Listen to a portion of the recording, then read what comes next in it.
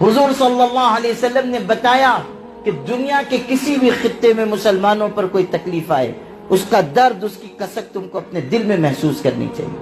تم جو کر سکتے ہو کرنا چاہیے، دعا کا اہتمام کریں، اسرائیلی امریکی مصنوعات کا بائیکاٹ کریں۔ افسوس کی بات یہ ہے کہ اتنے سخت حالات میں بھی ہم اہتمام سے دعا مانگنے کے لیے تیار نہیں ہیں۔ آپ میں سے کتنے لوگ ہیں جو روزانہ 2 رکعت نماز پڑھتے ہوں اور دعا کرتے ہوں کہ اللہ جو ظلم وہاں ہو رہا ہے اس کا خاتمہ فرما دے؟ خود آپ اپنے دل سے پوچھ لیجیے۔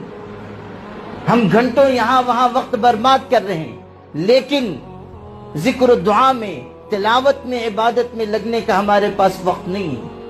ہم عملی ہمدردی نہیں کرنا چاہ رہے۔ آواز لگ رہی ہے کہ اسرائیلی امریکی مصنوعات کا بائیکاٹ کیجیے، تو ہمارے ہی مسلمان بھائی کہتے ہیں اس سے کیا ہوگا؟ مان لیجئے کچھ نہیں ہوگا، مگر کم سے کم اللہ کے دربار میں آپ یہ کہہ سکیں گے کہ ہم جو کر سکتے تھے ہم نے کیا ہے۔